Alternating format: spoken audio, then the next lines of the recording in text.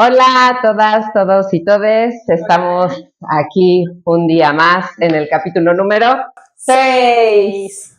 Y pues el capítulo de hoy va a tratar de violencia hacia las mujeres. Sí, vamos a tener una invitada muy especial, ya les iremos platicando un poquito sobre ella.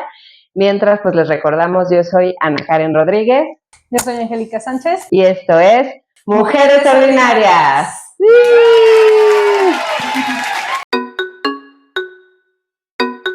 Y pues les platicábamos, este es un tema que nos parece como muy delicado, muy importante, y pues era necesario traer a personas especialistas en estos temas.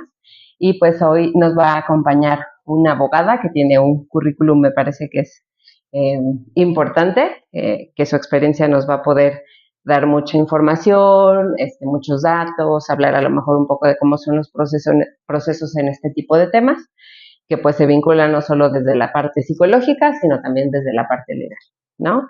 Y les platico un poquito, nuestra invitada del día de hoy es Carla Mackenzie Holguín. Ella es licenciada en Derecho con un posgrado en Derecho del Trabajo por la Universidad Autónoma de Querétaro. Tiene varios diplomados, diplomado en Derecho Familiar y Juicios de Oralidad Familiar. También tiene un diplomado en grafoscopía y grafología, y pues nos gustaría darle la bienvenida, ¿no? Y que nos acompañe nuestra invitada. Un aplauso. Hola, ¿cómo estás? Gracias, un gusto tenerte por aquí. No, gracias a ti por acompañarnos. Gracias. Gracias por invitarme. Muchas gracias. Estamos aquí en su podcast. Y pues queríamos hablar, hay un montón de temas que siempre nos cruzan aquí platicando con Angie, que de repente vamos a hablar de esto, vamos a hablar de aquello, y queremos darle un espacio al de violencia hacia las mujeres, porque es un tema que lamentablemente creo que todas las mujeres hemos vivido desde diferentes perspectivas, obviamente desde diferentes intensidades, pero no conozco una mujer que no haya sufrido violencia en algún momento de su vida, ¿no? Entonces, claro. De ahí la importancia de hablar de eso. Normalmente a mí me gusta presentar datos estadísticos sobre los temas. No sé si quieran que empecemos con esos datos. Sí, yo creo que sí, es importante escuchar porque bien lo dices, ¿no? Todas las mujeres en algún punto de nuestra vida o ya lo vivimos o lo vamos a vivir, incluso desde niñas, ¿no? Porque eso también es bien importante visibilizarlo, que no solamente es violencia hacia las mujeres ya mayores, ¿no? O sea, empieza desde que somos bien pequeñas, y pues bueno, también yo creo que algo muy importante a resaltar es que nos apoyes diciéndonos qué tipo de violencias pueden llevar un proceso legal. Claro. Y a lo mejor qué tipo de violencias todavía no están como tan robustecidas las leyes respecto a ese tipo de violencia, pero que finalmente hay que tomarlo en cuenta, ¿no? Claro que sí. La realidad es que la violencia cada vez está más presente en todos los lugares, en todos los estatus económicos, en todos los lugares. Generalmente, ciertamente es más hacia las mujeres, también sucede con los hombres. Claro. Sin embargo, creo que es un buen espacio como para que la gente que nos escucha pueda tener en cuenta a lo mejor algunos factores de alarma, algunas situaciones como cosas que pudieran hacer en caso de que suceda. O hay veces que tan solo como amigas, ¿no? O sea, nos toca escuchar a alguien que es víctima de violencia y no sabemos cómo apoyar. Claro. Entonces, pues podemos escuchar los datos estadísticos y con todo gusto platicamos. Vale. Claro. Y me gusta empezar por estos datos porque nos permite hablar de cómo está la estructura, ¿no? Más allá de nuestros casos específicos. Yo sé que todas las personas hemos escuchado un caso particular, o personas cercanas o nosotras mismas no hemos vivido, pero ¿qué pasa con el resto de las personas? ¿Es algo aislado o es algo que es parte de, incluso con cosas culturales, ¿no? Entonces, en este tema, a diferencia del capítulo anterior, que les decía yo, Angie, casi no encontré datos, me abrumaron los datos. Hay muchos datos, digo, que nos habla de que sí se está estudiando pues llamándolo desde la perspectiva sociológica y de estudio, pues este fenómeno, ¿no? Pero son abrumadores, ¿no? Y hay dos fuentes que, si a ustedes les interesa estos temas, a conocer un poquito más, que nos pueden ayudar a saber. Desde el INEGI hay una encuesta que se llama la Encuesta Nacional de Dinámicas en Hogares, la ENDIRE, y que habla sobre las relaciones, de las dinámicas de las relaciones en los hogares, y ya nos da datos sobre esto. Y hay otro que es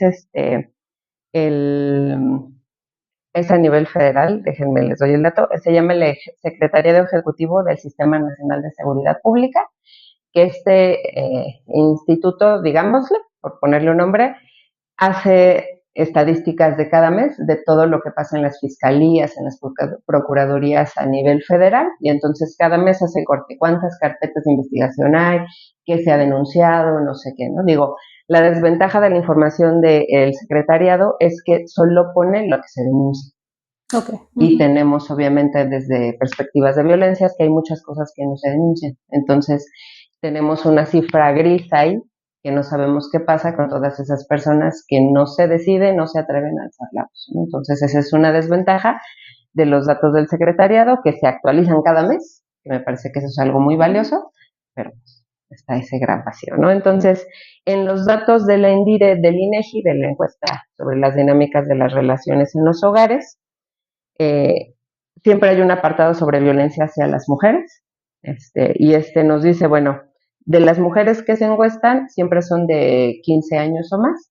Entonces aquí dice, de las que se encuestaron, 77% tiene 15 años o más. Y de estas dice el tipo de violencia que han sufrido a lo largo de su vida, en algún momento, ayer, hace un año, cuando iban en la primaria o algo así. La más predominante es la violencia psicológica, ¿no? La violencia psicológica, estas cifras del ENDIRE son al 2021 y prevaleció en el 51.6% de los casos, seguida por la violencia física por 34.7% y la sexual con 49.7% y luego la física, ¿no? Y ya de ahí se va la económica, la patrimonial. ¿Qué otra cosa? Un dato hablando, digo, no sé, las personas que nos ven y escuchan, estamos nosotros en el estado de Querétaro, acá en México. Ahí sí, bien internacionales. Por supuesto. Bueno, nosotros hasta Australia. Pero hay datos de las entidades donde más sufren violencia las mujeres. El primer estado donde más violencia sufre es el Estado de México. La segunda entidad, llamémosle, es la Ciudad de México. Y el tercero es Querétaro. De los 32 estados que están en la República, Querétaro es el tercer lugar. Oye, pero ¿no tiene algo que ver con la población de la ciudad? No, porque es porcentual y te hacen los datos en proporción a tu cantidad, ¿no? Y de todas formas, si fuera así, sería muy grave, porque obviamente... Sí, claro, Querétaro es bien chiquito. Sí, ¿no? Entonces dice, las mujeres en el Estado de México, el 78.7% de las mujeres han sufrido violencia en algún momento de su vida.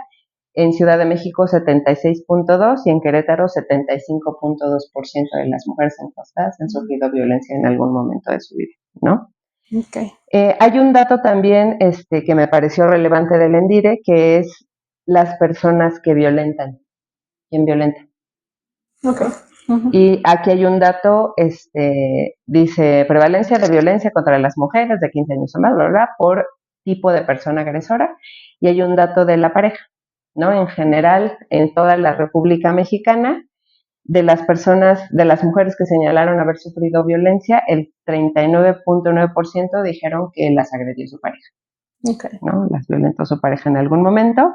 Y en Querétaro, pues a nivel nacional es 39.9%, y en Querétaro es el 43.4%. Estamos arriba de la media nacional. Okay. ¿Y decía el resto por quién sufren agresiones? Decía otra persona distinta a la pareja. En este dato que yo encontré, seguramente habrá en toda la base de datos que hay, seguro sí. Y, bueno, esta información, además del INEGI y de la ENDIRE, lo ponen algo que se llama Sistema Integrado de Estadísticas sobre Violencia contra las Mujeres. Entonces tú te puedes meter ahí y buscar ese dato que te llamó la atención o miles y seguro está ahí. Digo, yo ya no me metí más por el tiempo y me abrumé. Se fue así, ¿no? Okay. Y bueno, del secretariado, los datos del secretariado, que creo que este es un dato que le puede interesar a las personas que nos escuchan, y hablábamos de los hombres también sufren violencia, por supuesto, y en el secretariado viene esta información de cuánta violencia sufren los hombres, a diferencia de las mujeres, ¿no? Y si hay una proporción diferente, dice, de los casos que están en fiscalías y todo eso, el 56.3% son hombres, o sea, víctimas, y el otro 36.6% son mujeres. Tú dirías, en términos estadísticos, pues los hombres sufren más violencia. El foco está en qué tipo de violencia se sufre, ¿no? Entonces, hay otro dato del mismo secretariado que nos divide tipos de delitos o etcétera por género. Y entonces, feminicidios obviamente por la tipología del delito, el 100% de las personas que sufren feminicidios son mujeres, ¿no? Pero, por ejemplo, el tráfico de menores, el 100% de las personas reportadas son mujeres. En rapto, 93.5 son mujeres. En trata de personas, 69.1 son mujeres. Y en corrupción de menores, 62.6 son mujeres, ¿no? Y nos vamos a decir, ¿y los hombres dónde están? Por ejemplo, en homicidio culposo, el 79.9 son hombres, o homicidio doloso, 89.2 son hombres, ¿no? Pero tenemos estos delitos que son bien específicos, donde dices, ¿por qué el 100% son mujeres, siendo que a nivel general se supone que sufrimos menos violencia, ¿no? Entonces, ahí creo que es importante reconocer este dato, que es lo que nos pone en perspectiva, y es por lo que se crean leyes específicas, que ya nuestra abogada nos hablará de eso seguramente, para tratar de proteger esta situación que vivimos, ¿no? Porque además me imagino que los delitos contra los hombres suelen ser ejercidos o por los mismos hombres y me imagino en un grado mucho menor por alguna mujer, ¿no? Que también eso es algo que tendríamos que tomar en cuenta. O sea, aquí digamos que el mayor agresor, tanto hacia hombres como hacia mujeres, pues terminaría siendo el mismo hombre, ¿no? Entonces creo que también eso es lo que tendría que brincarnos, porque si fuera como de, todos los delitos contra los hombres los cometió una mujer, entonces ya ahí es donde se voltearían los números. Pero aquí la cuestión es que todos los delitos contra las mujeres los comete un hombre y también la mayoría de los delitos contra un hombre los comete un mismo hombre. Entonces, bueno, creo que por ahí hay mucho de dónde rasparle y por ello es justo lo que dices, ¿no? Que se crean las leyes específicas hacia las mujeres porque, pues, quien está agrediendo, pues, es un hombre, ¿no? Muy bien. No sé.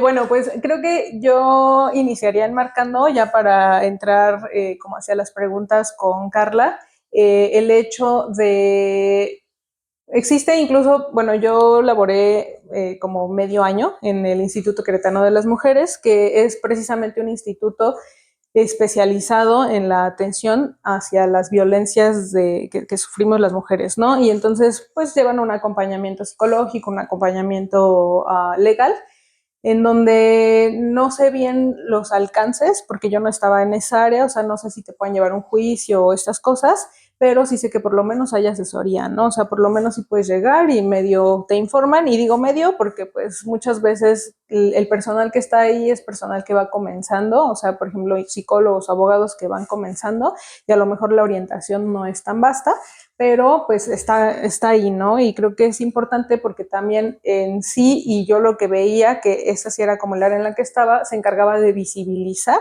los tipos de violencia que existían hacia las mujeres, ¿no? Y que me parecía súper, súper, súper grave que en muchos lugares las mujeres no detectaban eso. O sea, a lo mejor a nosotras ya en la posición en la que nos encontramos, a través de la escuela, de lo que hemos vivido, no sé, como de los rubros en los que nos hemos desenvuelto, si te dicen violencia psicológica, o sea, rápido te traes a la mente y dices, ok, sí, si me gritas, si me dice malas palabras, si me desestima, entonces es violencia psicológica, ¿no?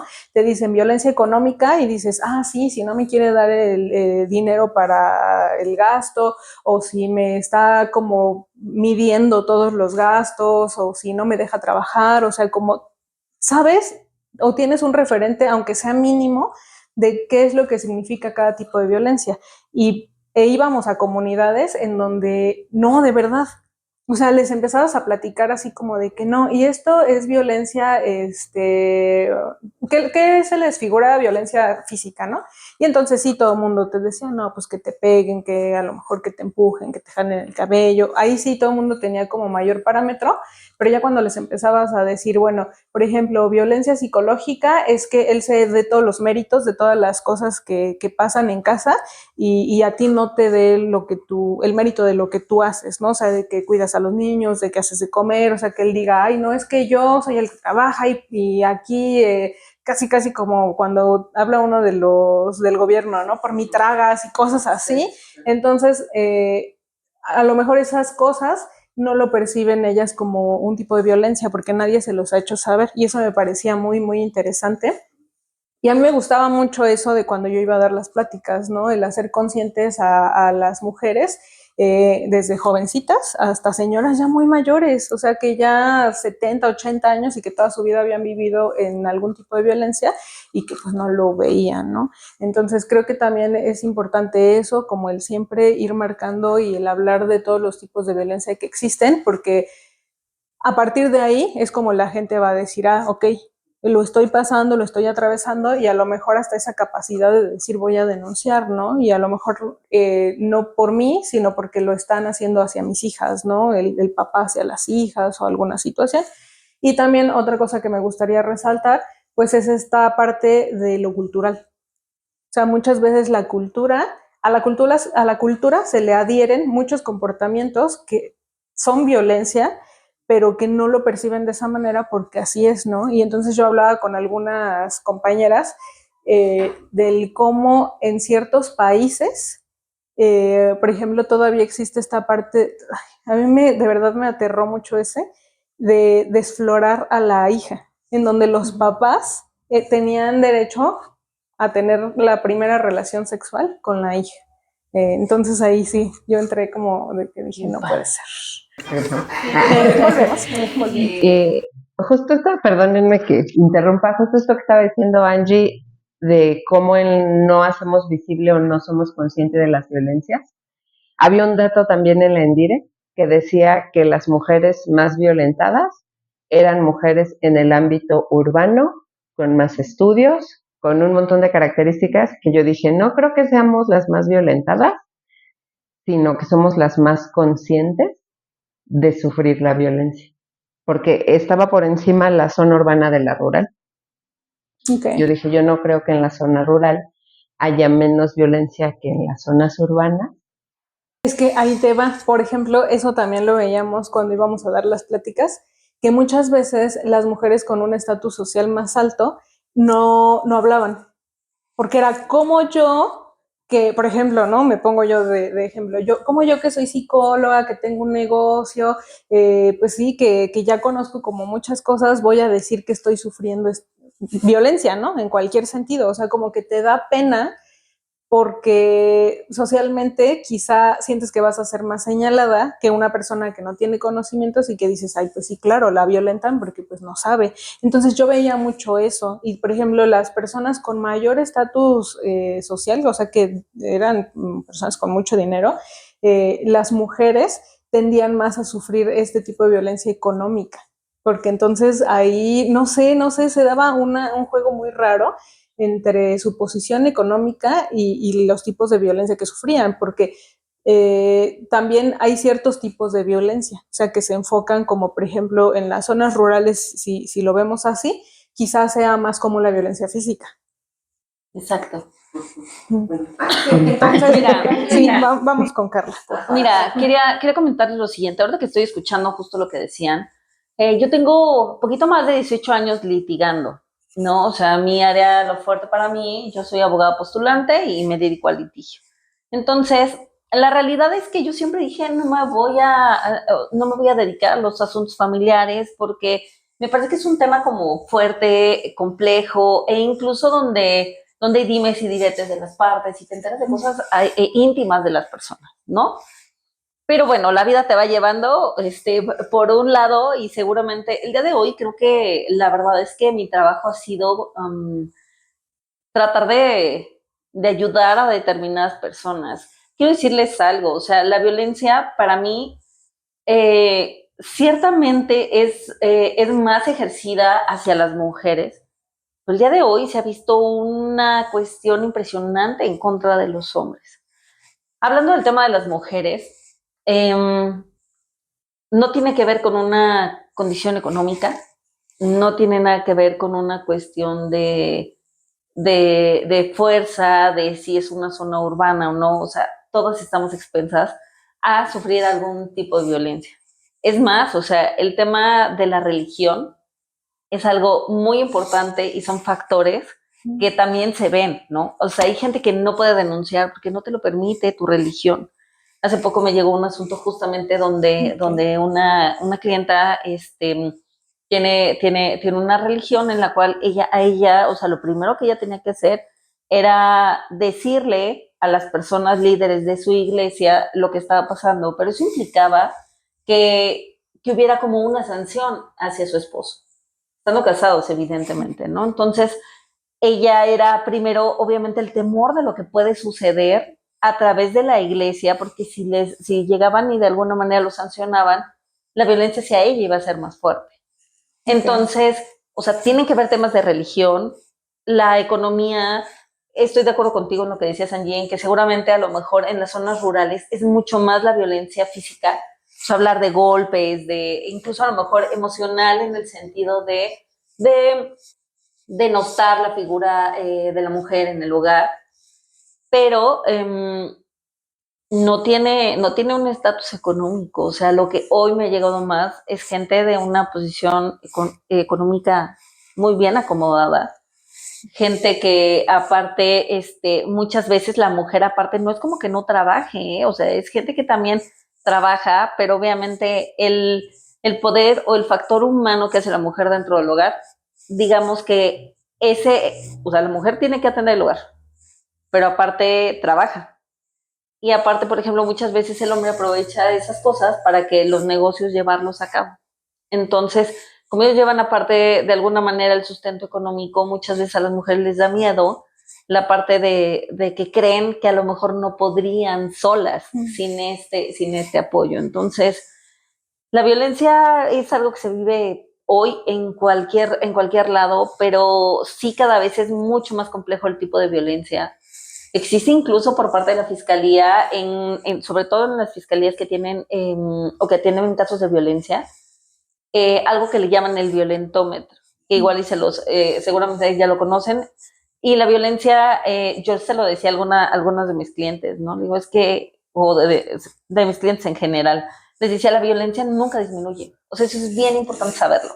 La violencia no va a ser como que tengas la esperanza que el día de mañana va a cambiar. Eso no va a suceder nunca. O sea, es muy poca la gente que seguramente quiere tratar el tema que asume ser violento, que se trata, que lleva a lo mejor algún tipo de terapia, algún tipo de estatus, como para en realidad poder salir del patrón que tiene de violencia. Pero la verdad es que la violencia siempre tiende a ir hacia arriba. Pueden empezar de cosas sutiles, de palabras, de pequeñas acciones, y pueden terminar incluso con la muerte, que es cuando ya podemos hablar de feminicidios o en su caso de homicidios. Entonces, la violencia nunca va a ir hacia abajo, no va a disminuir. Es muy importante que lo sepan. ¿Por qué? Porque muchas veces, como les decía, como amistades, como amigos, alguna persona que sabemos que la otra persona está sufriendo violencia, pero no sé si afortunado o desafortunadamente, o sea, es muy probable que toda la gente alrededor se dé cuenta que hay una persona que está viviendo de violencia, menos esa persona que está dentro.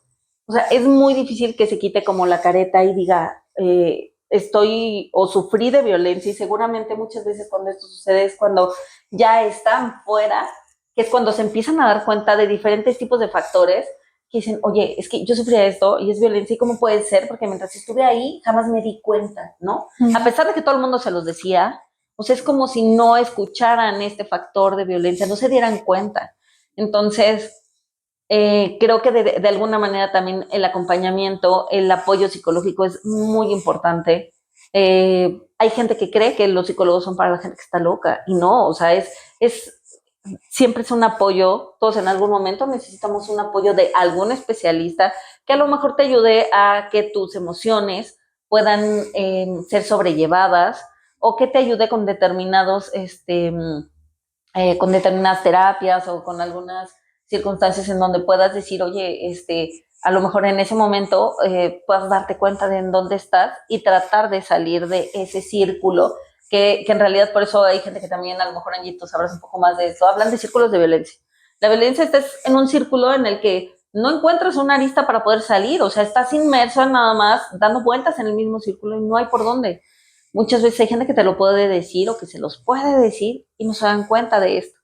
Hay veces que ya es muy tarde o cuando ya es una cuestión demasiado extrema, que es cuando la gente logra o toma el valor para salir fuera de ese entorno de violencia. Entonces, creo que empezar por dar a conocer y que la gente vea que en realidad es algo que es más común, lamentablemente, de lo que debería, y que esta violencia no va a disminuir. O sea, no hay creencias de que las cosas van a ser mejores, el día de mañana va a cambiar, él se va a dar cuenta. Esto no sucede, no sucede.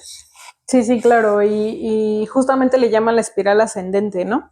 O sea, porque muchas veces a mí me tocaba escuchar comentarios como que es que cuando yo lo conocí no era así. Pues no, claro que no va a llegar y te va a dar una cachetada y te va a enamorar, ¿no? O sea, claramente creo que la mayoría de las personas tenemos ese filtro de que si te tratan mal en un primer momento es como tu límite y te vas, ¿no?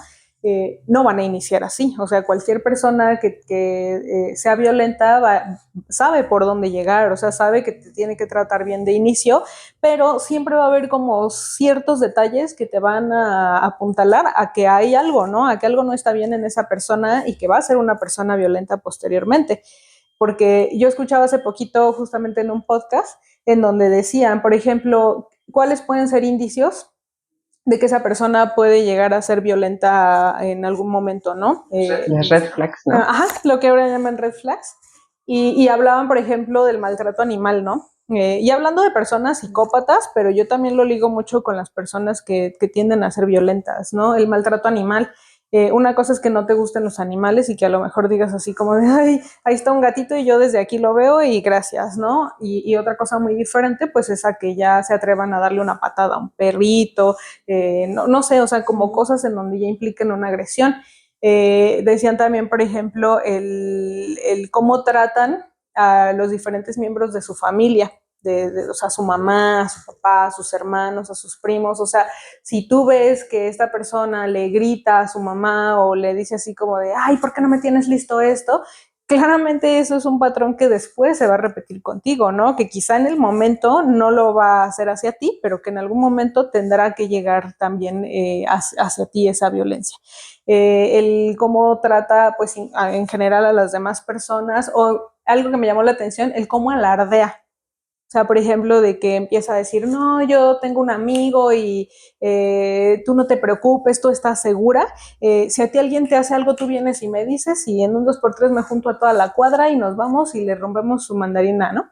Y entonces es donde tú dices, ok, sí, eso está haciendo ahorita para defenderme, pero entonces también está alardeando y de alguna manera se está posicionando en una parte de, ok, si alguien te hace algo, yo voy a hacer esto, pero si tú me haces algo a mí, entonces voy a hacer esto. Suceder, exactamente, claro. ¿No? Entonces esa parte creo que también, como dices, es muy importante tenerlo presente, que siempre por eso se llama espiral ascendente, ¿no? Y viene desde esta parte cíclica que dices, que es un círculo. ¿Por qué le llaman un círculo? Porque es un ciclo, ¿no? Inicia aquí y termina acá. Entonces dicen que, bueno, habla este círculo de que inicia, todo empieza bien, ¿no? Y empieza con pequeños detalles que van siendo no tan violentos, ¿no? O sea, por ejemplo, una mala palabra, un insulto, un regaño, pero con palabras fuertes, y entonces va incrementándose la violencia hasta que llega a la etapa del estallamiento, que es el estallamiento, la conducta más fuerte de ese momento. O sea, ¿qué puede ser? A lo mejor eres una pendeja, ¿no? O sea, ya no nada más fue como es que estás bien tonta o cosas a lo mejor más chiquitas, sino ya la palabra más potente, que al ser ascendente, no nada más va a ser esa palabra, ¿no? O sea, de pronto ese estallamiento ya puede ser una cachetada, bueno, un empujón, después una cachetada, después no sé cómo se llama, un golpe con el puño cerrado, y ya después una golpiza, o sea, por eso dice que va siendo en espiral ascendente, ¿no? Y después del estallamiento siempre viene una etapa muy característica, que es lo que refuerza ese ciclo, que es lo que llaman la luna de miel, que es en donde se dan cuenta que pues te hicieron daño, y no que se arrepientan, ¿no? Sino que es como el seguirte reteniendo aquí, es como, no, mi amor, perdóname, no vuelve a pasar, y te prometo, y te juro, y voy a cambiar, e incluso puede venir acompañada de regalos, ¿no? De cosas materiales, y mira unas flores para que me perdones, o vámonos de viaje para que esto se olvide, y te prometo y te juro que voy a cambiar. Y entonces pasa un tiempo en el que están bien, por eso se llama el periodo o el tiempo de luna de miel, porque todo está bien y entonces te hace creer o te alimenta esa ilusión de que ya todo va a cambiar, de que esa persona ya cambió, ya entendió, porque ese golpe que me dio lo trajo a la realidad y ya cambió. Pero empieza de nuevo, ¿no? Por eso es que es cíclico, porque entonces comienza de nuevo, las conductas pequeñitas se van incrementando, la etapa de estallamiento y otra vez la luna de miel, y así se pueden ir. Y lo de ascendente, pues es justo eso, porque la conducta violenta va tornándose más grave cada vez, o sea, nunca va a ser en lo mismo, ¿no? O sea, si hoy me dio una cachetada, no es que el resto de mi vida se vaya a quedar solamente en una cachetada, o sea, muy seguramente va a ir ascendiendo y entonces llegar pues al feminicidio en los peores casos, ¿no? Y que comentaba también por ejemplo, del Instituto Queretano de las Mujeres, que tiene una parte que es un refugio para las mujeres que están sufriendo violencias ya muy extremas, y que justo lo que decías, Carla, o sea, que por algo no puede salirse de su casa, ¿no? Porque es que me da miedo que yo no pueda proveerme económicamente a mí y a mis hijos, es que me da miedo que me busque y me mate, es que lo que sea. Y entonces este instituto presta como, pues, ese servicio de brindarte un espacio seguro por cierta temporalidad, en lo que también, si no estoy mal, les dan como oficios o como herramientas, tanto psicológicas como económicas, no que les den dinero, sino que les dan como algo con que proveerse, ¿no? Ajá, para que al salir sean capaces como, pues sí, de estar por sí solas, o sea, se supone que ese es el modelo. Lo malo de esta institución, pues es que no es tan fácil, ¿no? O sea, no es tan fácil también que te lleven a ese refugio. De pronto tiene que haber como muchas características, y que sí, las mujeres ya de repente tienen que tener ya casi estar muriéndose por las agresiones como para que haya esta intervención, pero bueno, al menos creo que existe, y creo que podría pues seguir a lo mejor creciendo como para hacerse algo pues que realmente pueda tener un mayor impacto. Pero a mí me gustaría preguntarte, Carla, a ti como abogada, ¿cuáles son los mayores, o sea, de qué te llegan más casos? O sea, en cuanto a las mujeres, en cuanto a la violencia, ¿qué tipo de violencia es como la que a lo mejor denuncian más? Mira, te voy a ser sincera, los casos que más me llegan son de hombres, pero atendiendo a los casos de mujeres violentadas, lo que más hay son mujeres víctimas de violencia, pero por narcisistas. Voy a hacer un breve espacio y seguramente a lo mejor podrán complementarnos un poco, pero este fenómeno del narcisismo lo he visto mucho más seguido de lo que uno se imagina. Hablando del tema de violencia que ya decía Angie, es justamente esto, ¿no? Los narcisistas se les llaman también vampiros emocionales. Son personas que se alimentan del miedo, de la angustia y de todo el temor que le tienen las mujeres, ¿no? ¿Qué es lo que pasa? Es una persona que cuando conoces, es una persona encantadora, la mejor persona del mundo, pero una vez que ya te tienen enganchado, necesitan una persona que tienda a tratar de hacer todo por la otra persona. O sea, necesitan una persona que esté dispuesta a hacer todo por mantener una buena relación. Entonces, se tienen que conjuntar esas dos partes, ¿no? Una vez que ellos son encantadores y que tienen ya enganchada a la mujer que está dispuesta a hacer todo por la familia, por la relación, por la persona, entonces empieza un periodo de humillaciones, de vejaciones, de palabras, y cuando obviamente ven que la mujer a lo mejor de alguna manera empieza a reaccionar ante esto o se quiere ir, entonces vuelvan a ser encantadores, ¿no? Para que ella piense que él puede cambiar, que las cosas van a ser buenas. A lo mejor esta parte de la luna de miel, de no siempre todo es malo, y esta mujer puede vivir con la esperanza de que él algún día va a cambiar. Eso sí, aquí entra una parte muy importante, que es la de la culpa. Un narcisista nunca va a asumir que te hizo absolutamente nada, ¿no? Es decir, oye, pero por tu culpa sucedió esto. Por tu culpa yo reaccioné de esta manera. Ve cómo eres que yo soy, o sea, que tengo que reaccionar de esta manera por tu culpa, ¿no? Entonces empiezan con cargas emocionales muy fuertes. Okay. Entonces estábamos hablando justo de los narcisistas y te digo, aquí hay como unos factores muy complejos que aparte son muy difíciles de ver y de darse cuenta porque empiezan a generar culpa en las mujeres. Insisto, o sea, culpa en general a la persona que es víctima, ¿no? En este caso vamos a enfocarnos un poco al tema de las mujeres, pero les empiezan a generar culpa, ¿no? Es decir, de chin, o sea, ellas empiezan a dudar de sí mismas, empiezan a tener baja autoestima y por eso se les llama vampiros emocionales. O sea, necesitan tener una persona que sea totalmente víctima de esta circunstancia en donde ella incluso se sume como la culpable de que él reaccione de esa manera. Entonces, ¿qué trata de hacer? Empieza a disminuir su autoestima, sus posibilidades económicas. Hace poco me acaba de llegar el caso de una mujer que trae justo un tema religioso, por el cual ella nunca hizo nada, pero ella tenía violencia física, había violencia física por parte de este personaje. Aparte, ella no podía hacer nada por el tema de la iglesia. Aparte, hay un síntoma muy importante de los narcisistas que hacen, como son encantadores por fuera, lo que llamaríamos el candil de la calle y la oscuridad de su casa, o sea, son encantadores hacia afuera, entonces lo que hacen es tratar que tu círculo social, la gente en tu entorno, familia, crean que tú eres la que está mal, o sea, y que realmente hacen que te quedes sola, o sea, pero sola, e incluso tu familia dice, oye, pero es que, ¿por qué eres así, no? O sea, hacen que esta persona se quede absolutamente sola, incluso desvalorizada, o sea, que tenga muchos problemas emocionales, cero autoestima, incluso pensando en temas del suicidio, ¿no? En el momento en el que llegó conmigo, yo le di la asesoría, le dije, ¿te das cuenta? Porque ella me hablaba de, ¿sabes qué? Yo estaba pensando en qué hacer con mi hijo para dejárselo a alguien que no fuera él, porque aparte él también tenía reacciones violentas con su hijo, ¿no? Pero ella ya no tenía ganas de vivir. Ella decía, ¿sabes qué? Intenté, no lo logré, vinieron, hablaron conmigo y luego cuando ella reacciona y dice, ¿con quién voy a dejar a mi hijo? Si él le hace cosas malas a mi hijo, entonces es cuando ella empieza a tratar de salir adelante sola, ¿no? Toda su familia cree que ella está mal, que está loca, que ella no es víctima de nada, que él es el que está bien, incluso su familia la busca así como de, oye, es que, ¿por qué eres así, no? Cuando para mí, por ejemplo, el patrón es muy claro.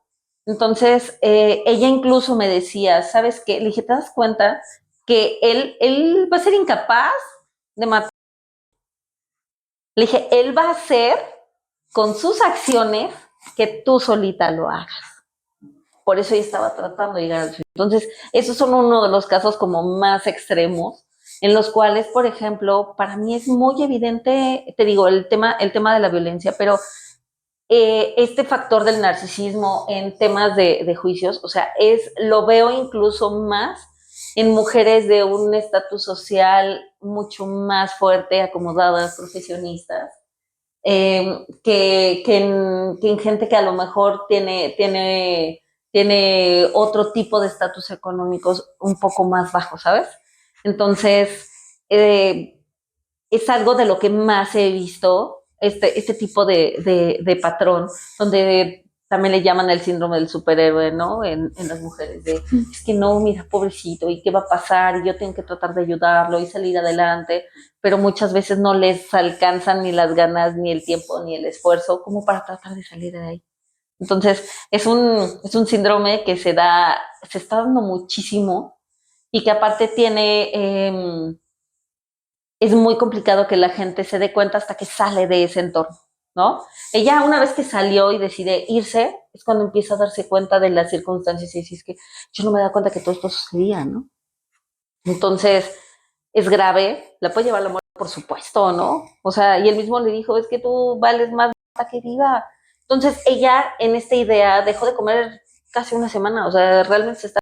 O sea, que ella se da cuenta que con quién iba a dejar a su hijo, ¿no? O sea, con su papá. Entonces es el único factor por el cual ella decide salir adelante. Obviamente está en terapia, necesita todavía muchísimo apoyo porque económicamente la sacó de trabajar. Le dijo, oye, en mi religión, o sea, tú no puedes trabajar, o sea, eres la única que está trabajando. Ella dejó de trabajar porque él mismo le decía, ¿no? O sea, le decía, ¿sabes qué?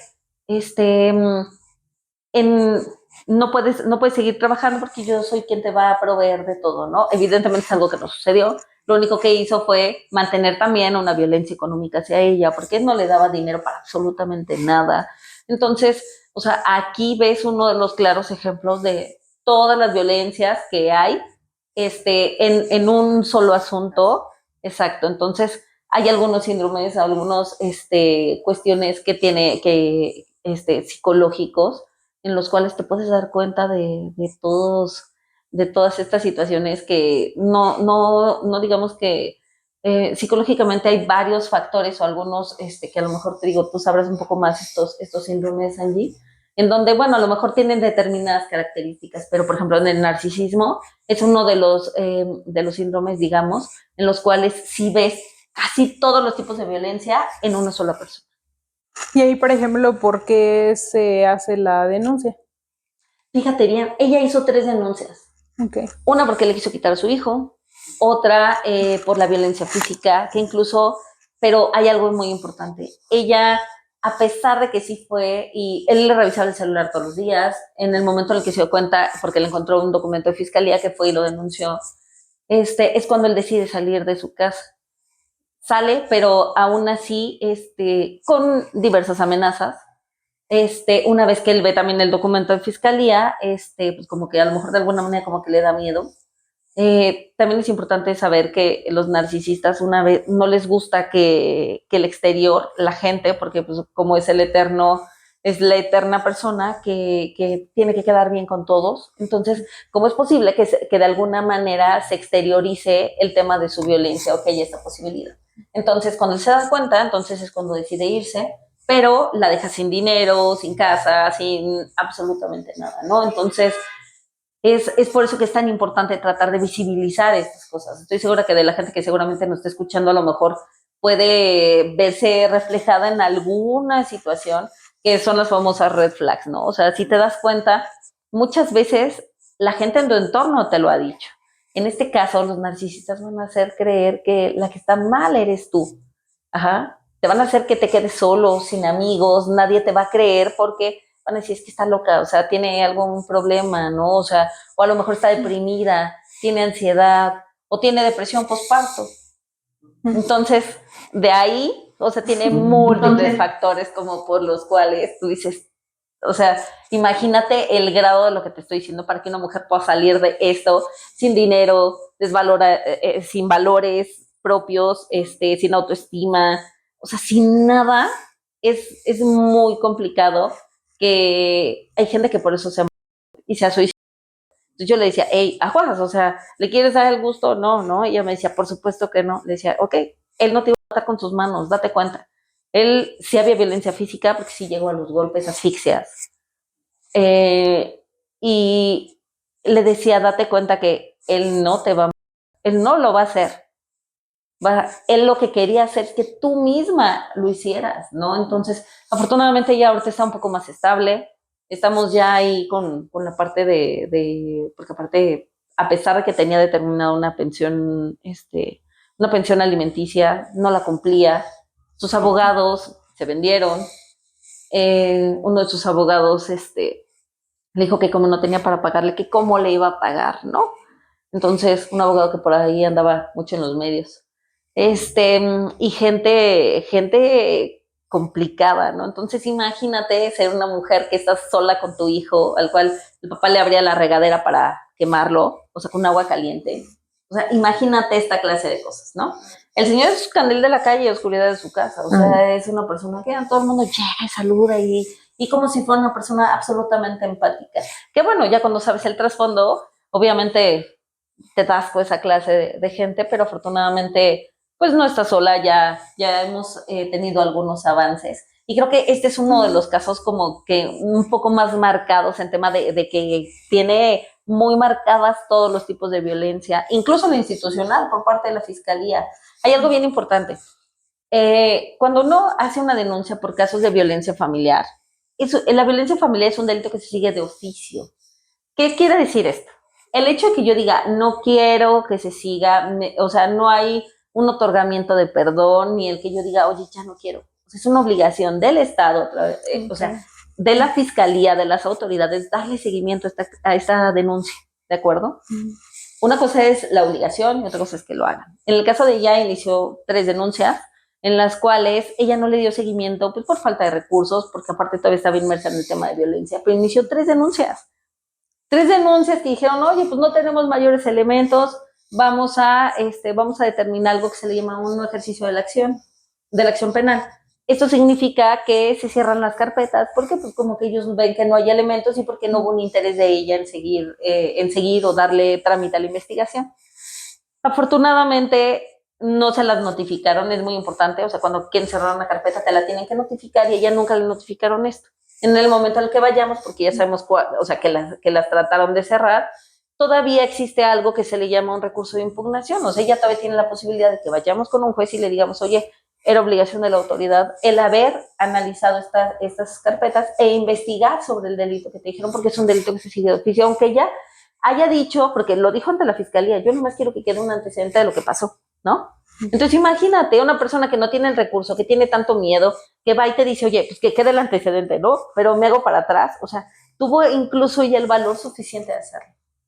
Hay mucha gente, veíamos los datos que nos dabas, Karen, hay mucha gente que ni siquiera tiene el valor de acudir. Y te voy a decir algo, la mayor parte de la gente no denuncia. Entonces, de los pocos datos que tenemos, ya vimos lo alarmante que es. Ahora imagínate toda la gente que no denuncia por el miedo, por la vergüenza, por la sociedad, por la religión, por el estatus económico, por 1000 factores. Entonces, ella tuvo el valor y no sucedió. Entonces, también hay algo que se le llama violencia institucional, que es cuando las autoridades dejan de hacer lo que les toca. En el caso del Instituto Queretano de las Mujeres, fíjate que me ha llegado muy poca gente que va, porque aparte a las instituciones les falta ser más sensibles con esta clase de temas. Les falta personal, les falta personal especializado. Porque te voy a decir algo. Entiendo la parte de que todo el mundo cuando va empezando tiene derecho pues a ir aprendiendo poco a poco. Pero creo yo que en esta clase de delitos, o sea, no hay manera que tengas gente que es inexperta. O sea, porque eso puede costar una vida, ¿sabes? Sí. Entonces, hay gente que va y denuncia y a la fiscalía y porque van solas, van sin abogado, no les inician las denuncias. ¿Por qué? Porque necesitan o verte que estás muy golpeada o que estás sangrando o que tienes una lesión fuerte, como para que te hagan caso y denuncies. La unidad especializada en casos de violencia es la unidad 4 de la Fiscalía, que está aquí en Prolongación Pasteur, pero ya tienen puras mujeres. Me da muchísima pena lo que les voy a decir, pero la realidad es que estas mujeres, o sea, son mucho más empáticas normalmente con los violentadores que con las víctimas. Llegas y te hacen una serie de preguntas, así como de casi llegan y les preguntan qué y por qué, o sea, si es que te inician la denuncia, ¿no? Pero te hacen una serie de preguntas que te hacen sentir peor. O sea, no te sientes acompañado a través de una institución que debería de darte el respaldo como para decir, oye, ok, ¿sabes qué? Estás sufriendo de violencia, nosotros somos la autoridad, entonces tenemos que protegerte. O sea, esa protección, creo que la gente que me ha tocado, normalmente cuando vienes acompañado de abogado, la verdad es que el trato es diferente, no siempre, pero nos ha tocado incluso pelear por el hecho de, es su obligación iniciar la denuncia e investigar. ¿No quieres? Me voy con otro tipo de autoridad y bueno, normalmente la verdad es que siempre lo han iniciado, pero muchas veces cuando la gente va sola no les hacen caso. No les inician las denuncias. O sea, si no vienes con una patrulla de atención a víctimas, si no vienes golpeada, violentada, seguramente tu denuncia no va a tener ningún efecto, lamentablemente. Entonces, No pueden tener en estas instituciones gente inexperta. Hacen falta psicólogos especialistas en casos de violencia. No nada más hacia las mujeres, hacia la gente que es víctima de violencia, e incluso hacia los niños. En la fiscalía me ha tocado asuntos en los cuales, por ejemplo, una psicóloga nos decía que no tenía, que ella no podía hacerle una pericial a un niño de 3 años y medio que era víctima de violencia. Cabe señalar que era víctima de violencia sexual. Sin embargo, era víctima de violencia sexual por parte del padrastro por parte de su padrastro, actual esposo de su mamá, pero su mamá lo permitía. Entonces, era un niño de 3 años y medio que aparte narraba perfectamente todas las circunstancias que tenía de violencia, ¿no? Nosotros creíamos que era meramente una violencia física, lo evaluó una psicóloga especialista en el tema y dijo, este es un caso de violencia sexual, no nada más violencia. Incluso era un tema de abuso sexual. Entonces, cuando vamos a la fiscalía, se inicia la denuncia. Normalmente nosotros lo hacemos por escrito para que llegas, le das el documento, en ese momento te inician y después tendrán que valorar todo lo que dice tu escrito, ¿de acuerdo? Entonces, cuando esto sucedió y mandaron al niño a que se le hiciera una evaluación psicológica, salió la psicóloga y nos dijo, oye, es que el niño no tiene 5 años. Nosotros, ¿y? Es que yo no puedo hablar con niños que tengan menos de 5 años. ¿Me explico? La fiscalía no tiene especialistas en este tema. Déjenme les digo algo más. Los psicólogos especialistas en temas de violencia, incluso en violencia en niños, o sea, pueden atender a niños que incluso no hablen, ¿sabes? Siempre y cuando sepan las técnicas adecuadas, o sea, se puede valorar a un niño porque no lo vas a hacer a través del discurso. No lo vas a hacer a través de lo que el niño te diga, no le vas a hacer una entrevista a un niño de 5 años, o sea, es algo increíble, que es lo que hace la gente en fiscalía hoy, o sea, hoy, no estamos hablando hace cuántos años, hoy es lo que hace la gente de fiscalía, ¿no? Entonces imagínate que lleguen y le digan a un niño de 5 años, ay, mira, ¿y qué te pasó? ¿Y qué te hacían? ¿Sí me explico? O sea, aparte de eso, es revictimización. No puedes hablarle a una víctima de esa manera, como para que reviva todo el panorama que tiene.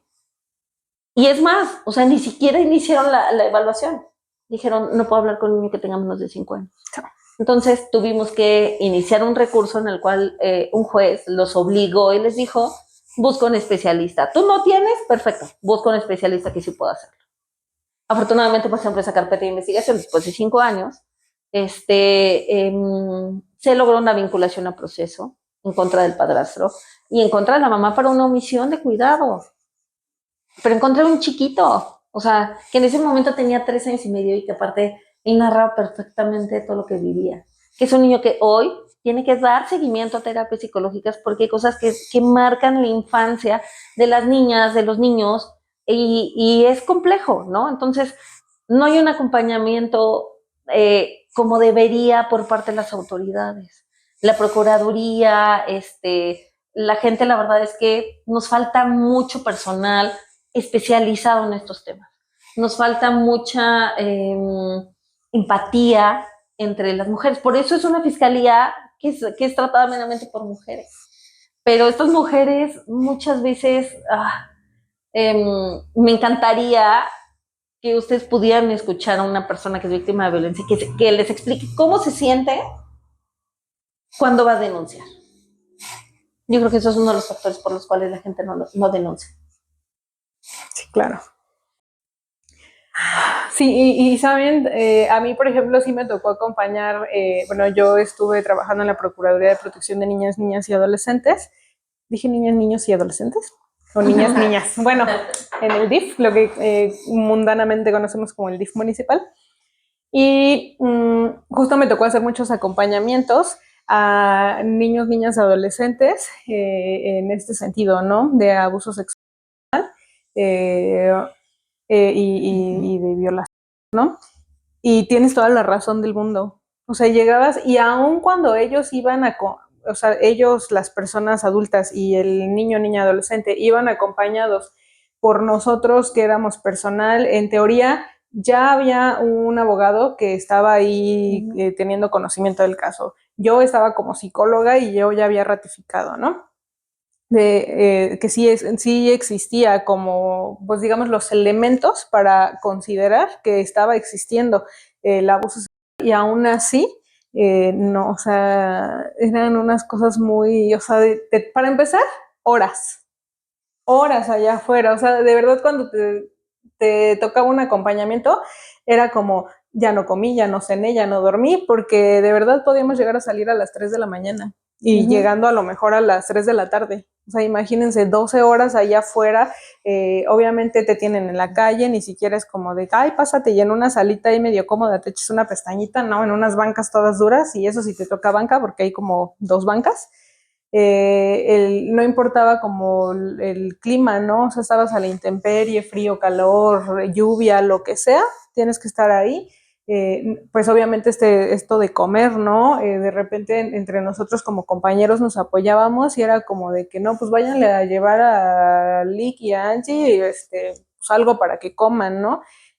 Porque aparte no te podías como despegar de ahí, tenías que estar ahí para cuando te llamaran, que podía ser en 10 minutos o en 5 horas, entrar, ¿no? Y hacer lo que te tocaba a ti, o sea, como tu declaración o entregar la documentación o lo que te pidieran.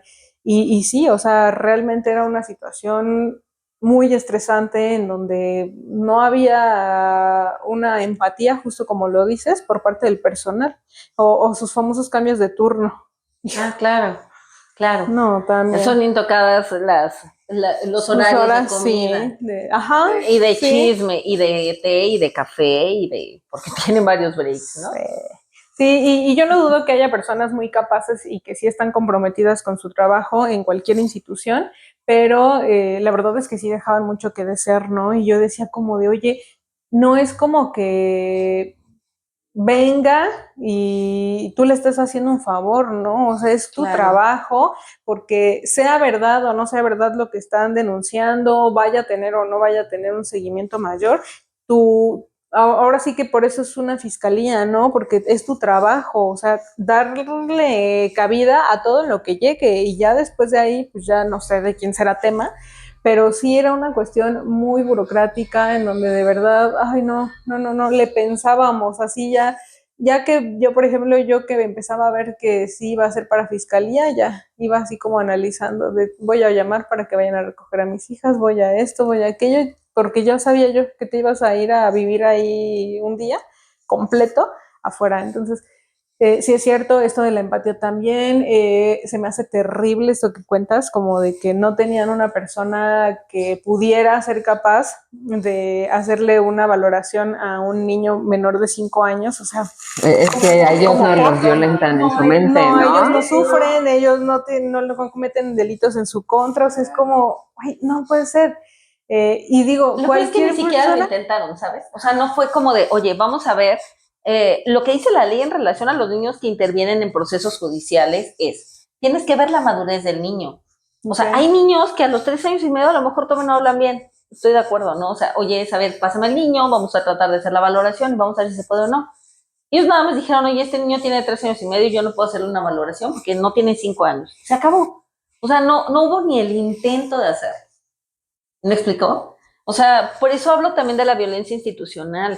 No basta con que pongan en las instituciones a los amigos, al primo, al amigo, al conocido, porque le debes el favor o porque estuvo en campaña. Eso es lo que sucede, ¿no? Claro. Necesitas gente que sepa del tema, porque son temas, o sea, estos temas son temas muy complejos que tienen una, o sea, que deben ser tratados por gente que conozca del tema. No por gente que sí te conoció en la calle en la campaña, ¿no? Ajá. Ese es el problema. Tenemos gente que pues está dentro del puesto, pero no tiene la capacidad ni la empatía suficiente como para tratar de empatizar con los temas para los cuales trabaja. Entonces, ese es el problema principal. Han habido asuntos en los cuales nos hemos acercado de manera directa al procurador y es así de, oye, necesitamos que alguien... o sea, que alguien de tu personal realmente vea lo que está pasando, que analicen el expediente. Te hablo de que hay demasiados asuntos, muy poca gente, y luego también gente que no es especialista. Entonces, ¿cuál sería el trámite normal de una persona que está viviendo violencia? Ok, si es violencia familiar, que se entiende, digamos, que esta violencia familiar, cualquier tipo de violencia que sea en el entorno de casa, por medio de la pareja. Entonces, esto se puede ver a través de la fiscalía, por ejemplo, una denuncia, o se puede hacer ver también a través de los jueces familiares. También con los jueces familiares se habla de violencia familiar, ¿no? Eso sí, ellos no van a sancionar ningún tipo de violencia, o sea, nada más es visibilizarla y tendrán que tomar decisiones en torno a la familia respecto a cómo viva la familia, tema de alimentos, de quién se queda custodia. Eso es lo que hace un juez familiar. La fiscalía lo que hace es sancionar un delito penal. Por ejemplo, un tema de si hay violencia psicológica, física, emocional, sexual, patrimonial, institucional, todo eso ya lo tendría que ver la fiscalía, ¿de acuerdo? Pero ellos lo sancionan desde el punto de vista penal. Ellos sí pueden sancionar a través de algún tipo de pena, alguna restitución de daño, pero esto ya es en el entorno penal. Ahora, los jueces familiares tienen la obligación y es más, tienen las facultades de otorgar medidas de prevención para evitar que se sigan cometiendo delitos. Por eso les hablo de las dos cosas. La Procuraduría de Niñas, Niños y Adolescentes interviene en cualquiera de los dos lugares, tanto en la Fiscalía como en los juzgados civiles y familiares, para tratar de apoyar a los menores, ¿de acuerdo? El problema es personal insuficiente e incapaz, ¿no? ¿Por qué? Porque imagínate todos los asuntos que están dentro de un juzgado, tienen a una persona que tiene que estar al pendiente de ellos, e incluso, por ejemplo, hay veces que se pide a la Procuraduría de Niñas, Niños y Adolescentes que mencionen, por ejemplo, si están de acuerdo en los convenios de familia o que hagan ver lo que al derecho de los menores convenga dentro de algún tipo de juicio. Muchas veces no se contestan estas vistas, ¿no? O sea, es decir, ellos nada más dicen que sí van a ayudar a los menores, tienen esa obligación de serlo, pero no tienen un seguimiento puntual sobre los asuntos. O sea, imagínate, es demasiado el trabajo y es muy poca la gente que puede hacerlo, ¿no? O sea, no hay el personal suficiente como para dar seguimiento y velar en realidad por los temas de violencia, ¿no? En este caso hacia niños, pero normalmente el niño viene aparejado de mamá o de papá, ¿no? En este caso, imagínate, si necesitan decir algo en temas de violencia y está ahí mamá, pues la Procuraduría brilla por su ausencia. Entonces, ahí es algo complejo porque te digo, no hay manera que ellos cubran todo lo que deberían de cubrir. O sea, esta obligación pues, es meramente del Estado, pero no se tiene seguramente el recurso para pagar el personal suficiente. Imagínate, te pregunto, Angie, o sea, estando ahí, tú ibas a decir a lo mejor, oye, yo estoy aquí todo el día por lo que me pagas, o sea, ¿qué voy a hacer aquí? ¿No? O sea, todo un día en un solo asunto cuando ahí tienen 10,000, ¿no? Imagínate esto, en un solo juzgado, estoy hablando de un juzgado. Tenemos 12 juzgados familiares con no sé qué número de asuntos. La realidad es, quiero que sepan también que el acercarse con un experto o con alguien que los puede ayudar puede también ayudar a librar muchas de las cosas de las que hoy les estoy hablando, ¿no? Seguramente y muchas veces hay gente, entiendo, que no tiene la capacidad económica para hacerse llegar de un abogado. Lamentablemente las instituciones públicas, o sea, por ejemplo, imagínate una mamá que se acaba de separar, tiene que quedarse con los hijos y hacerse cargo de ellos, trabajar y todavía pelearse porque sus derechos sean respetados, ¿no? Entonces imagínate que va a un bufete jurídico gratuito de gobierno del Estado, donde te dicen, tienes que venir a esta hora y esta hora y esta hora, porque si no, o sea, ya no estoy como abogado para ti, ¿no? Entonces, o trabajas o vas a ver cómo va tu asunto. Entonces, por eso mucha gente no denuncia, por eso mucha gente no le da seguimiento. Imagínate, las estadísticas es de lo poco que tenemos en mente, ¿no? Todo lo que no, te puedo asegurar que el día de hoy, e incluso ve a lo mejor sus expresiones, ¿no? Que dices, ¿cómo es posible? Imagínate esto si tuviéramos un factor de realidad más apegado a que todo el mundo denunciara. O sea, no, nos iríamos, pero para atrás todos, ¿no? O sea, estaríamos absolutamente sorprendidos de todo lo que sucede. Entonces, creo que es importante esta clase de espacios para visibilizar primero, así de, oigan, tenemos un problema, Si hay cosas que puedes hacer, ¿no? Te van a implicar seguramente tiempo y un recurso, sí. Hay gente que de todos modos, o habemos gente que a pesar de las circunstancias, por ejemplo, podemos tratar de apoyar y de buscar también que empiecen a pagar, por ejemplo, pensiones, todo, para que entonces empiecen a respirar de manera económica también, ¿no? Hay gente que incluso renuncia a sus trabajos diciendo, sí, ya me pegaste en la pensión, ¿qué crees? Ya no tengo trabajo, ¿no? Entonces, todo esto... Tema de otro podcast. Entonces, imagínate, o sea, la verdad es que el tema que tenemos el día de hoy, o sea, daría, pero para horas y horas y horas de plática, sí, porque es algo lamentablemente muy común. O sea, mucho más común de lo que podemos pensar. Se puede vivir, te digo, en todos lados, en todos los lugares. La idea de esto también es que concientizar y visibilizar. Si nosotros logramos esto, entonces digamos que a lo mejor alguna persona de las que nos escuchan se ha visto reflejada con algo de lo que hemos platicado.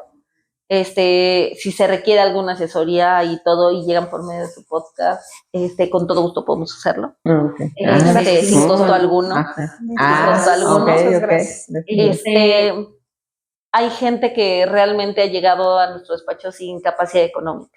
Lo que tratamos es de fortalecer, de asesorar, de apoyar de la manera que podemos, y darle seguimiento como para que una vez que estén fortalecidas, que tengan ya como un poco más de tranquilidad, de certeza de dónde están parados, de qué se puede hacer.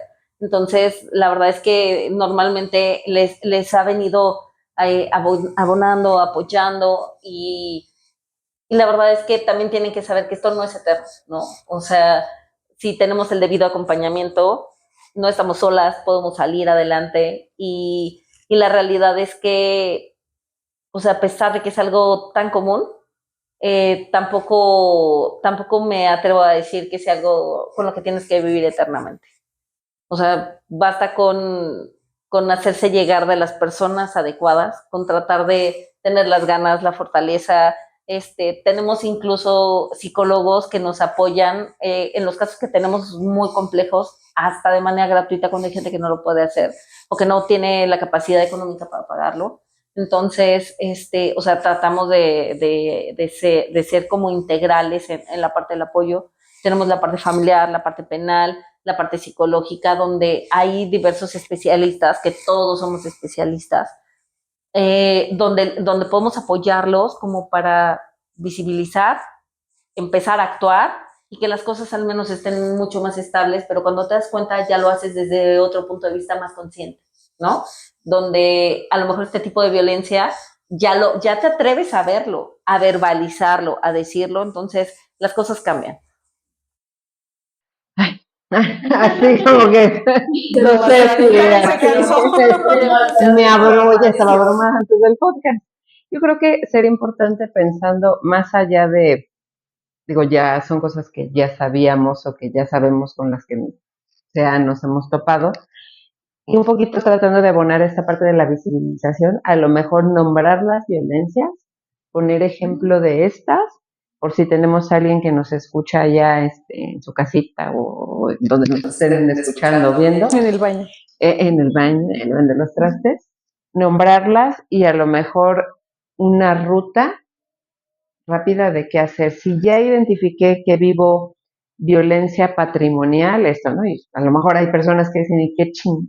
Es eso de la violencia patrimonial, ¿no? O sea, entonces, no sé si podríamos, digo yo, 27 de documentos, saqué las definiciones que vienen en la Ley General de Acceso a las Mujeres para una Vida Libre de Violencia, que es la ley que se supone que busca que este tipo de violencias disminuyan. Otra cosa son los hechos. Y ahí esta tipología, no sé si quieran que la lea rapidísimo, claro, y a lo mejor ya ustedes ejemplifican o señalan o acotan, ¿no? Dice que está la violencia psicológica, que creo que es como de las más fáciles de identificar, que daña tu estabilidad psicológica y puede ser negligencia, abandono, descuido, celos, insultos, humillaciones, devaluación, marginación, indiferencia, infidelidad, comparación destructiva, rechazo, aislamiento, devaluación de la autoestima e incluso el suicidio. entra dentro de violencia psicológica según esta ley. La física, cualquier acto que inflige daño no accidental usando fuerza física, algún tipo de arma, objeto, ácido, sustancia corrosiva, irritante, tóxica, inflamable, cualquier sustancia que pueda provocar o no lesiones internas, externas o ambas, ¿no? La violencia patrimonial dice cualquier acto u omisión, o sea, que hagan algo o dejen de hacer algo que afecte la supervivencia de la víctima.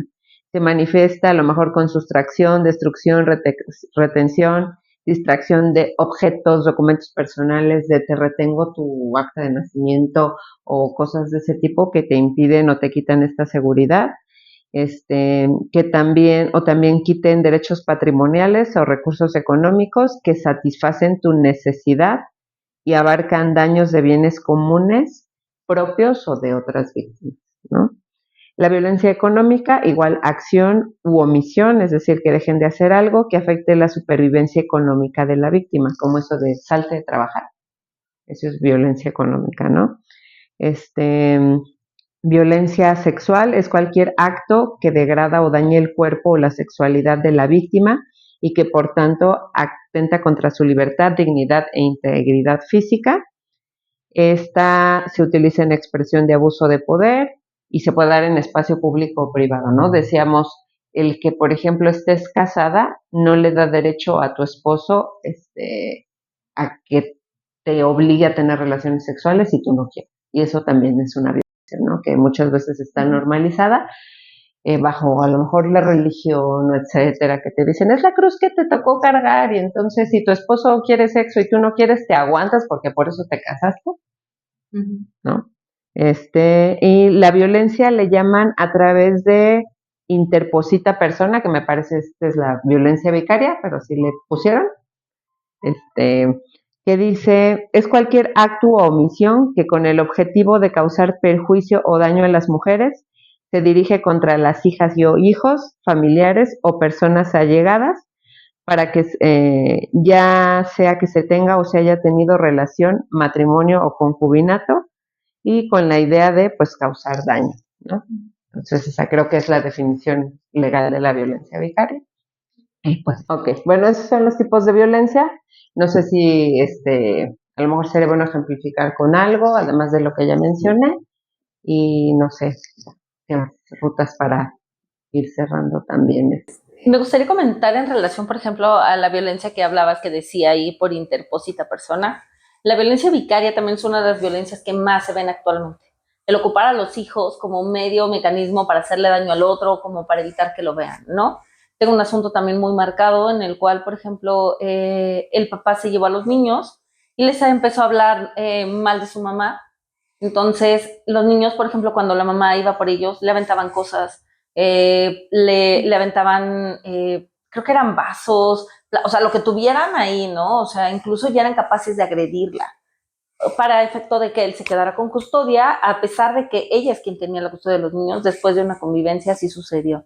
Entonces, este es un claro ejemplo, por ejemplo, de violencia vicaria. Ocupan a los niños como mecanismo para causarle daño al otro, pero la realidad es que, a los que más daño le causan son a los niños, porque ellos son el medio como para forzar a la otra parte a que haga o no haga algo.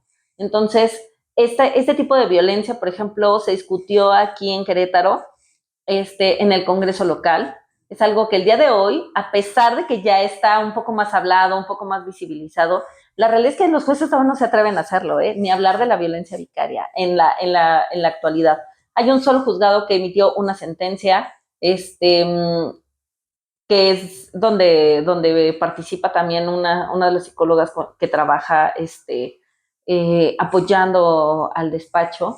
Y la realidad es que esta situación fue, digamos que la juez se atrevió a hablar de violencia vicaria, pero en el momento en el que ellos meten una apelación, revierten y le dicen, oye, así como que, oye, juez, fuiste demasiado lejos al decir que era violencia vicaria. Entonces, es algo que se le tiene que dar el seguimiento puntual, ya está visibilizado, pero todavía no se atreven, ni está todavía dentro de, por ejemplo, dentro del Código Penal. No están actualizadas las leyes en ese sentido, a pesar de que ya está hablado, ya está discutido, pero no está aprobado todavía, ¿de acuerdo? Entonces, es algo muy importante, es una de las violencias que más se ha dado. No sé si tú quieres decir algo en relación a la violencia, Karen. Malditos hombres. Que se les pudre el tamal. No, pues es que a mí me pasó y yo no sabía, la verdad, que ese tipo de violencia existía, hasta que le platicaba a Karen lo que pasaba con mis hijas y Karen fue quien me iluminó en ese sentido, o sea, que ya existía como este tipo de violencia ya como tipificada como delito. Bueno, al menos en la Ley General de Acceso a las Mujeres, ¿verdad? Ya está ahí aparece. reconocida, no sé. Es algo que hoy en la práctica todavía no hacen. No, ¿Sabes no. qué pasa? Muchas veces vas a la fiscalía y te dicen, es violencia familiar, ¿no? Porque es el papá, es la hija. O sea, la violencia de todos modos, una vez que tú hablas de violencia familiar, se engloba todo lo que sucede. Ya nos lo dijiste, ¿no? Por ejemplo, en la violencia patrimonial. La violencia patrimonial es, oye, por ejemplo, tenemos bienes, ¿sabes qué? Nos vamos a casar por bienes separados y todo está a mi nombre, tú no tienes nada. ¿Me explico? Esa es violencia patrimonial, porque al fin y al cabo, bueno, hay una figura también en el derecho de familia que se llama la compensación. El hecho de que tú como mujer hayas apoyado al cuidado de los hijos, hayas estado en su crecimiento, en los estudios, también es visto como un trabajo. Entonces, cuando esto sucede, y aunque estén casados por ejemplo, por bienes separados, hay gente que dice, es que no me toca nada. No, espérame. Hay una figura que se llama compensación. Ajá. Compensación porque, o sea, tú no tienes nada, él tiene todo, él está aquí, pero sin el apoyo familiar, él no hubiera logrado o sea, los bienes o el crecimiento que hoy tiene, ¿no? Entonces, esto sí se hace con un juez familiar, por ejemplo, se puede pedir una compensación, aun cuando las cosas no estén a tu nombre, tienes derecho a que algo de eso te toque, puede ser un porcentaje, lo determina directamente el juez, pero también es algo que se puede visibilizar, ¿no? Y es, digamos que no te puedo decir que es fácil de ver, pero, o sea, cuando hay una persona que tiene una capacidad económica muy alta y alguien que no la tiene, entonces así, o sea, sí es susceptible de que haya una compensación y de que de alguna manera tenga que decirte o te den algo por parte del juzgado. El juez es el que determina bajo qué porcentaje, pero en relación a los bienes que tiene la otra persona. Entonces, para que también se sepa esa parte. Por eso, si son nodal y dicen, le voy a dar tanto dinero y tu capacidad adquisitiva es mucho mayor, pues tu hijo o tu hija tiene derecho a tener el mismo nivel de vida que tú. De hecho, hay algo bien importante, por ejemplo, un tema de pensión alimenticia hoy en Querétaro, o sea, te voy a poner el ejemplo Ciudad de México y el ejemplo Querétaro. En Ciudad de México, si tú tienes un hijo, es un acreedor alimentario, ¿no? Si él tiene derecho a que perciba alimentos, te dan en la Ciudad de México el 15% del dinero que perciba el papá de los hijos, ¿no? Aquí en Querétaro es un 25%. Ya está tasado, o sea, hay gente que puede pedir en una demanda lo que quiera, ¿no? Pero te dan un 25% de sus ingresos. Y de ahí van aumentando un 5% por cada deudor alimentario. Si tiene 3 hijos, entonces van a un 35% de sus ingresos. Entonces, así es más o menos como está. Pero imagínate cómo está Ciudad de México, que te den el 15%. Hay gente que aparte se declara y dice, yo no tengo absolutamente nada. Aunque la gente diga, yo no tengo absolutamente nada, o sea, hay algo o hay parámetros que se siguen por medio del juzgado, no importa que la gente no trabaje. Ajá, o que digan, no, ya dejé de trabajar, tiene obligación de dar alimentos y debe estar cuantificada. Entonces, como para que esto también se sepa, ¿no? O sea, a ver, entiendo que, porque esta es una duda muy común y me pasó a mí, o sea, justamente en el juicio que estoy llevando, es precisamente esa es como la cuestión, ¿no? Que aquí el hombrecito pues dice como de, pues yo no trabajo y efectivamente, bueno, si trabaja o no sé, espero que sí trabaje, pero efectivamente no hay nada que garantice que él trabaja, ¿no? O sea, no tiene seguro, no percibe una nómina, ¿cómo se dice? Formal, ajá, que esté dado de alta en el IMSS, en el Infonavit, en algo que el señor exista, nada, no tiene cuentas en el banco, literalmente es como un fantasma financieramente. Entonces, ahí, por ejemplo, sí puedes hacer algo, digo, a lo que a mí me explicaron era como que de todas formas existe como, se basa creo en el salario mínimo y a partir de ahí como que hacen un cálculo o ahí qué pasaría. Fíjate bien, depende del juzgado porque la verdad es que hay criterios diferentes, pero el hecho de que él no tenga ingresos no quiere decir que él no tenga una obligación alimentaria. Entonces lo que sucede es, hay 2 parámetros que puede tomar el juez. Uno es el salario mínimo y otro es una canasta básica. La canasta básica es un poco abajo del salario mínimo, pero por ejemplo, hoy la canasta básica está como en 5,000 y cacho, ¿no? Entonces, eso quiere decir que, sí, pues no tiene, que bueno, que pague al menos una canasta básica. O sea, imagínate, si él dijera, gano 1,000 pesos y le quitan el 25%, te tiene que dar 250 pesos. Pero si no tiene, o sea, lo irónico o lo paradójico de esta comparación, ¿no? Pero si no tuviera, tú dices, ¿sabes qué? De todos tiene la obligación de garantizar alimentos. Y el juez tiene la obligación de al menos decir cuánto es, ¿no? Entonces, en el momento en el que el juez cuantifica, o lo puede hacer con un salario mínimo, que si hoy fuera al menos un salario mínimo, porque son 2 niñas, son al menos 8,600 pesos más o menos. Y si fuera por medio de una canasta básica, lo mínimo que te tendría que dar es, ¿qué te gusta? A lo mejor casi como 5,600 pesos mensuales, ¿no? Tenga o no tenga trabajo. Ahora, si no paga, entonces también hay algo bien importante. Hoy ya tenemos el registro nacional donde se puede inscribir a los deudores alimentarios.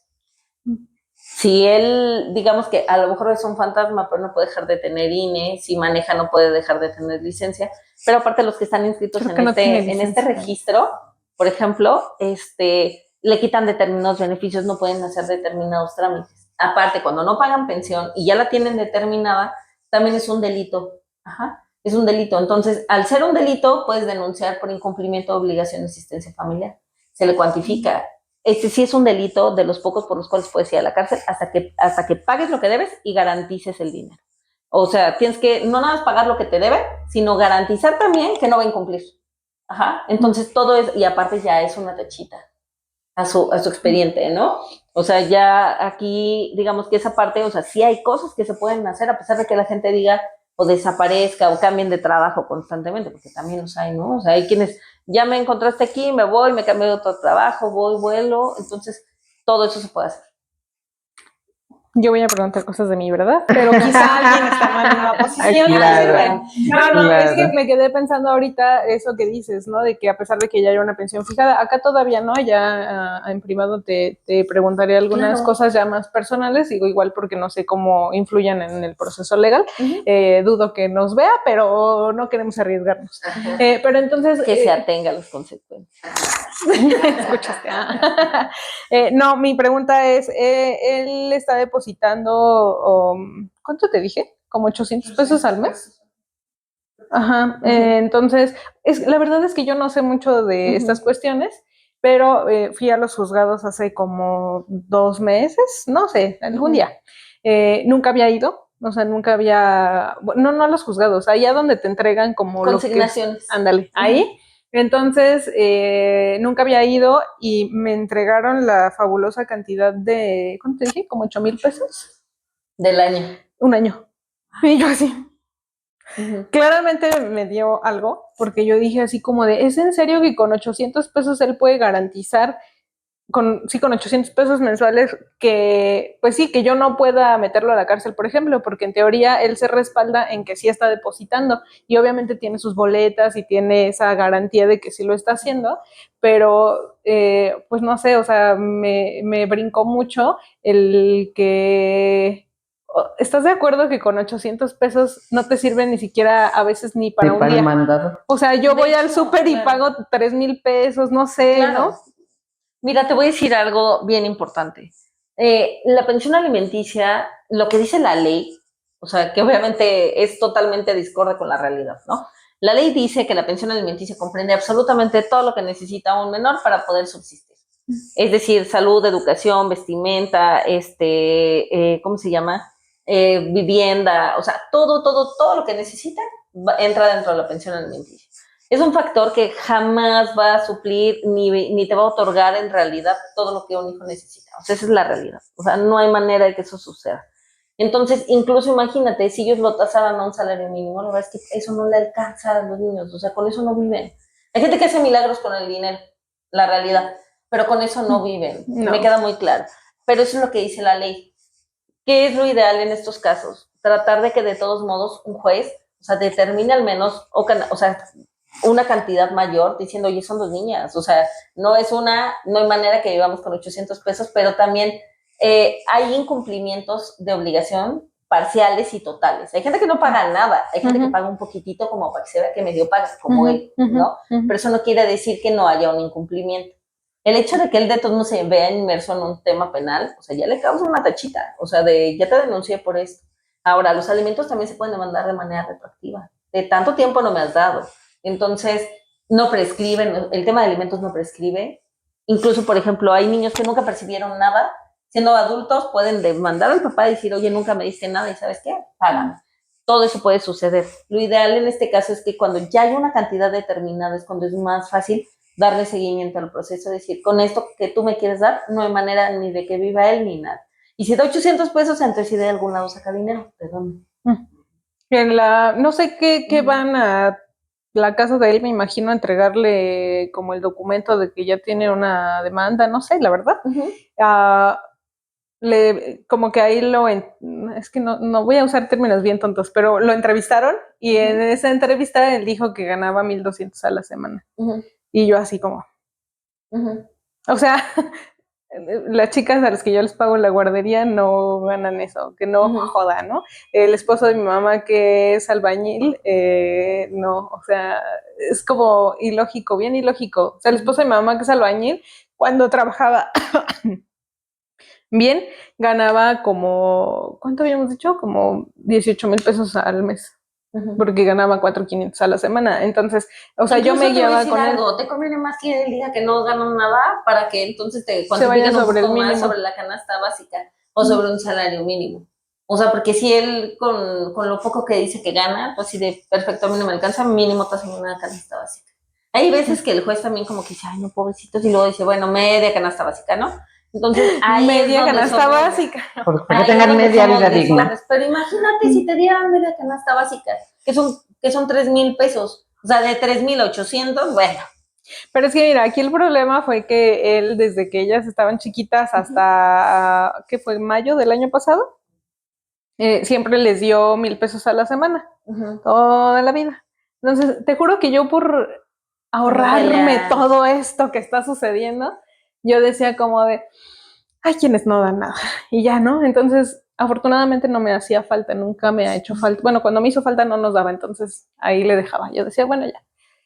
Y aquí viene lo que decíamos que era la violencia vicaria, ¿no? Porque entonces cuando él se molesta porque yo hago cosas con mi vida, o sea, de que, no sé, tengo una pareja o no sé, me peleó con él y ya no le hablo porque hizo una estupidez de que lo que sea, ¿no?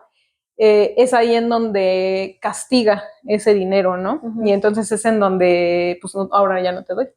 Y en mayo pasado fue como del definitivo, o sea, de que, aquí creo que el tema, digo, para que la gente escuche también lo ilógico de esto, fue que yo contraté a los servicios de un arquitecto para hacer los planos para un terreno que tengo. No porque lo quisiera construir, no porque me sobrara el dinero ni nada, sino porque yo decía, bueno, si voy teniendo de poquito en poquito, ya más o menos sé qué estructura le voy a dar a lo que quiero construir y quería tener como esa idea, ¿no? Entonces al momento que le digo el costo, o sea, lo que me cobraron, fue así como de que, no manches, a mí me hubieras pagado la mitad de eso, yo te los hubiera hecho, que no sé qué, pero ya llevábamos como un año que no nos hablábamos, ¿no? Él es ingeniero civil, pero no terminó, sí terminó la carrera, pero ya nunca se tituló. Pero su papá tiene maquinaria, o sea, tiene camiones de carga, máquinas retroexcavadoras, ese tipo de camiones de volteo y esas cosas, ¿no? Entonces, pues él sí hace a veces proyectos, aunque no tenga cédula y lo que sea, hace proyectos como a lo mejor que me imagino no necesitan como tanto, ¿no? Como de que la cédula o cosas así, sí se los avienta. Entonces esa fue su molestia y me dijo, aparte te cobro bien caro, te vieron la cara y no sé qué. Yo le dije así como, mira, yo no tengo ni idea de cuánto cobren, entonces no sé si me cobraron mucho, si me cobraron poco, el punto es que ya está hecho, ¿no? Y yo lo que le estaba preguntando era una cosa como para lo de las máquinas de su papá y así. Y bueno, pues ahí de pentonta no me bajó y nos empezamos a pelear. Y como que el dicho de él fue como de, pues si tienes dinero para ir a regalarlo o a tirarlo, pagándole a un arquitecto que te cobró carísimo, que aparte yo no sé si eso era carísimo, o sea, fueron creo que 11,000 pesos. Para mí, yo consideré que era un precio justo. Sí, o sea, yo no le iba a pedir regalado ni nada, o sea, le iba a pagar lo que era su trabajo. Pero fue como esa parte, ¿no? Como de, pues tienes para pagar otras cosas, págales todo a las niñas, ¿no? Y entonces desde ahí, ni un peso. O sea, nada, nada, nada, nada. Y era lo que me decía Karen. Porque aparte fue como a través también de cosas que les decía a las niñas, porque les empezó a decir como de, no, porque yo a tu mamá le puse la guardería cuando ustedes estaban chiquitas, y que no es del todo cierto. Ya, eso, creo que ya platicamos un poquito la historia de eso, pero fue como de yo le puse la guardería a tu mamá y entonces eso, yo se la puse, yo di todo mi dinero para que entonces ella las mantuviera, para que de ahí sacara ella y las mantuviera el resto de su vida. Y entonces tu mamá es esto y tu mamá es aquello, y les empezó a meter como muchas ideas en donde también yo dije, oye, ¿para dónde Eso vamos? te voy a decir algo, eso se le llama interferencia parental. Esa parte para mí es una manipulación e interferencia parental, ¿no? El que, vengo y te digo para que le digas a tu mamá, para que sepa que porque aparte está justificando el por qué no da, ¿no? Entonces, pero no le vamos a dar tips por si nos ve. Okay. Eso va a ser tema de otra cosa. Yo creo que ya para ir cerrando, sería importante a lo mejor dar, pues, reconocer que esto es algo que vivimos muchas mujeres en muchas formas, en muchos ámbitos, que no es común y lo importante es reconocerlo y si en algún momento se quiere, porque tampoco es sencillo, pues pasar a la acción, ¿no? Decíamos, hay un montón de cosas por los que no se pasa a la acción, pero pues decía Carla también en esta oferta que nos hizo de manera muy generosa, que no estamos solas, ¿sí? Claro, es importante, la verdad es que no nos damos cuenta de la fuerza que tenemos como mujeres hasta que hay muchas que incluso lo que decimos es, ¿sabes qué? No quieres darme nada, no me des nada y ¿sabes qué? Yo puedo adelante. Y mucha gente, o sea, atendiendo a eso, a la falta de acción de las autoridades, muchas mujeres maternamos solas, ¿no? Entonces, y hay veces que tú dices, híjole, tus 800 pesos han de hacer falta para que te los comas, ¿no? O sea, esa clase de cosas son las que incluso muchas suceden. No todo el mundo tenemos ni la misma oportunidad, ni la misma fortaleza de hacerlo.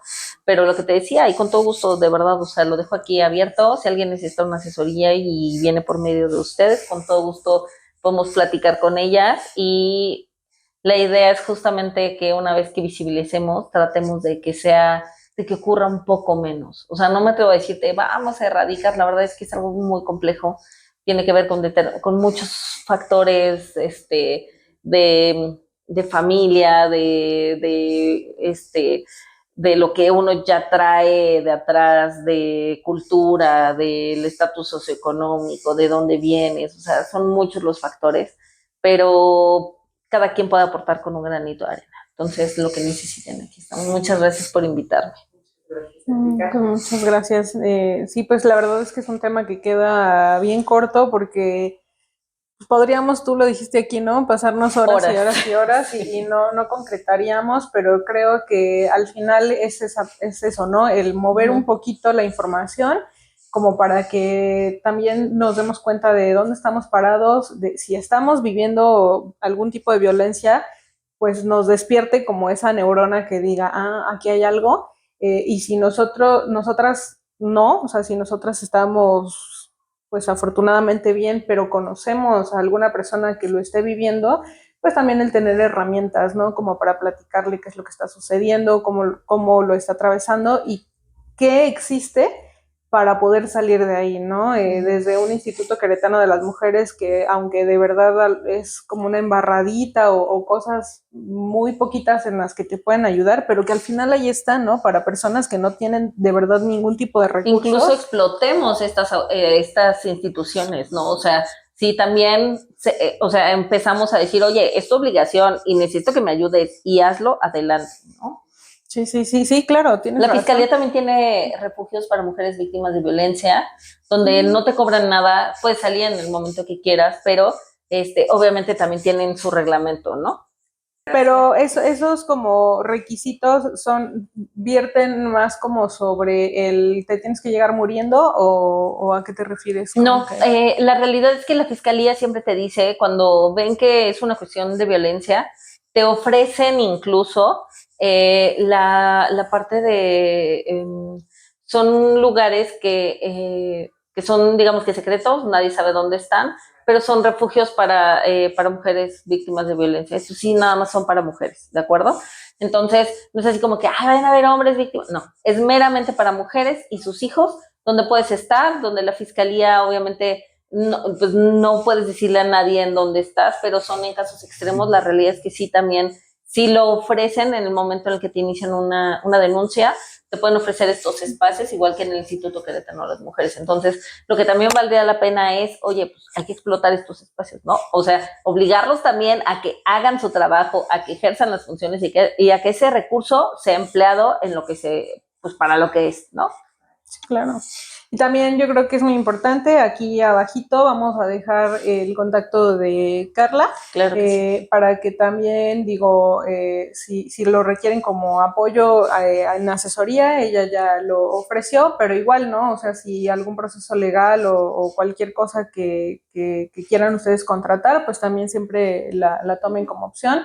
Creo que de primera mano Karen nos puede hablar de su buen trabajo y eso es algo muy, muy padre, ir haciendo también como estas redes, ¿no? Por supuesto. E igual yo también en este mismo sentido ofrezco también un acompañamiento, a lo mejor no tan prolongado, pero sí puedo ofrecer acompañamientos sin costo o a un muy bajo costo para mujeres que estén viviendo este tipo de situaciones de cualquier tipo de violencia, también como aportando, ¿no? Socialmente, pues a lo que se requiere. Digo, no soy la más experta del mundo, pero sí puedo llevar todos estos procesos con mucho gusto. Igual asesorías, por ejemplo, en el caso de abuso sexual infantil, también lo mismo, ¿no? O sea, acá tengo la formación y puedo apoyarles en ese sentido. Todavía peritajes no me aviento, pero primeramente Dios, y si todas las cosas salen bien, ya en enero estaría comenzando una maestría para llevar a cabo eso, que es algo que me importa mucho y que sí quiero tener las herramientas, ¿no? Porque ahorita puedo hacerlo, pero quizá no voy a tener como todos los elementos y me gustaría hacer un trabajo impecable en la defensa de niños, niñas y adolescentes que están viviendo este tipo de situaciones. Entonces, pues ahí queda. Muchas gracias por vernos. Le vamos a dar a Carla un pequeño aperitivo. Ay, muchas gracias. Un detallito. Ay, qué amables, muchas gracias.